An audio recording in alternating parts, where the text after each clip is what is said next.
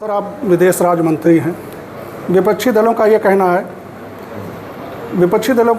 है कि भारत की साख वर्तमान सरकार, जो केंद्र की सरकार है, वो कहीं ना कहीं साख गिरा रही है, देश को बेच रही है। उनका जो आरोप है उस पर आप क्या कहना चाहेंगे? विपक्ष दो तरीके का होता है। एक तो होता है विपक्ष जो एक कंस्ट्रक्टिव सोच को लेकर है ना, एक उसके साथ आगे बढ़ता है। सरकार के कामों की अगर उसको आलोचना करनी भी है तो तथ्यों के आधार पर आलोचना करता है, और सरकार को भी इसका फ़ायदा रहता है कि अगर ऐसा विपक्ष हो जो वाकई उसका जो नैरेटिव हो वो फैक्ट्स पे हो, सच्चाइयों पे हो, क्या कमी हो वो दर्शाए। यानी कि ऐसा विपक्ष जो देश के हित में सोचे और जनता की हित में सोचे। डेमोक्रेसी यानी कि लोकतंत्र व्यवस्था में उसके लिए एक अलग स्थान है। लेकिन ऐसा विपक्ष जो देश के हित को पीछे रख के अपने स्वार्थ की राजनीति को आगे बढ़ाने की बात करता हूँ, जो एक अंतर्राष्ट्रीय इतना बड़ा 3 दिन का आर्टिफिशियल इंटेलिजेंस का एक इतना बड़ा कॉन्फ्रेंस हुआ, उसमें अपने कार्यकर्ताओं को भेजकर कपड़े उतरवा के केवल देश को बदनाम करने की बात करें, तो बहुत ही निंदनीय है, शर्मनाक घटना है। इन लोगों को सोचना चाहिए कि आप अगर आज राजनीति में नहीं है तो उसकी बहुत कारण है।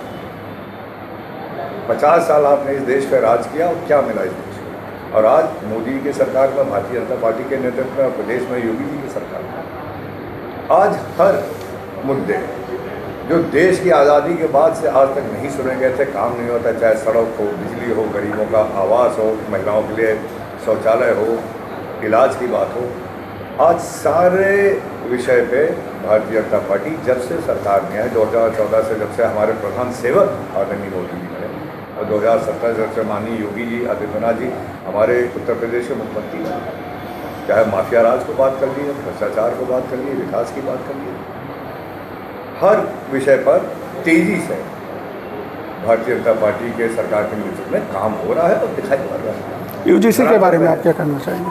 यूजीसी के बारे में जो आज यूजीसी पे तो सुप्रीम कोर्ट ने रोक लगाई दी है, उस पर निर्णय होगा तो वो ठीक है। सुप्रीम कोर्ट अपनी जगह है, वो हम लोगों का सर्वोच्च न्यायालय है, उसका फैसला मान्य होगा। सर, सारी सड़कें पर काम भी अब उस पर या तो योजना मंजूर हो चुकी है, काम लगने वाला है, काम चालू हो गया है, तो इसको लेके जनता भी बहुत संतुष्ट है यहाँ पे। उसके खासकर जो एक हाईवे बन रहा है तुलसीपुर वाला, और ये मुख्य काम जो प्रदेश सरकार द्वारा किए गए हैं, इनसे भी यहाँ पे एक बहुत एक अच्छा मैसेज लोगों को पसंद होता है। क्योंकि उतरौला आप जानते हैं पूर्व सरकारों में यहाँ केवल यहाँ की जनता का दोहन हुआ था, यहाँ की ज़मीनें कब्जा की गई थी, निजी यहाँ पे विद्यालय खोले गए, पेट्रोल पंप खोले गए थे, और इसके अलावा कोई काम नहीं हुआ था। ये ज़रूर है कि अन्य पार्टी के कार्यकर्ताओं पे हर तरह का उनका उत्पीड़न रहता था, गलत FIR दर्ज करके उनको सताया जाता था, खास करके हमारे बीजेपी कार्यकर्ताओं को। तो ये सारी चीज़ें तो ख़त्म हो गई, और विकास की बात थी तो विकास भी बहुत तेज़ी से चल रहा है। बहुत खुशी है लोगों को कि जो हमारे ये जो शिक्षा मित्र थे, आज बहुत लोगों ने हमें धन्यवाद दिया है, सरकार को धन्यवाद दिया, आदरणीय योगी जी को धन्यवाद दिया है कि जो उनका वेतन बढ़ाया गया, उसके साथ साथ उनके परिवार के हर सदस्य को 5 लाख का इलाज के जो योजना लगाई गई, उससे एक बहुत अच्छा मैसेज है। तो ये सारी चीज़ें आज है हम लोगों के सामने, और उसके साथ साथ आज यहाँ पे बिजली को लेकर कुछ चर्चा हुई। एक सेन साहब आए हैं, जो स्मार्ट मीटर लगाए जा रहे हैं, उससे कई स्मार्ट मीटर लगने से बहुत सारी जो बिजली वाली समस्या है उसका भी समाधान हो जाएगा। क्योंकि बहुत एक शिकायत अभी भी आती है कि मीटर रीडिंग बहुत ज़्यादा आ गई, या जो वो बिल आया बहुत बढ़ के आया है, तो इसके लिए भी सरकार एक तरफ से उनका चल रहा है। हम लोग मुख्य रूप से यहाँ पे जो पुराना कन्या विद्यालय जो करीब 100 साल जो यहाँ के लोग बताते हैं, आदरणीय चेयरमैन साहब बैठे हैं, तो उसके रिपेयर की मांग है। तो उसके रिपेयर को लेकर अभी हम यहाँ से जाते ही हम यहाँ के जिले अधिकारी से बात करेंगे और उसको अपने कार्य योजना में शामिल करें, उसका रिपेयर हो जाए। यहाँ पे एक नया अस्पताल बन चुका है, CHC को यहाँ पे आगे उसका विस्तार हो ही गया है, तो वहाँ भी कोई दिक्कत नहीं है। ये ज़रूर है कि यहाँ महिला डॉक्टर की पोस्टिंग के बारे में हमें बात करनी है, तो मैं वो प्रदेश में जाके उसका इसलिए हम बात कर लेंगे कि यहाँ महिला डॉक्टर नहीं है।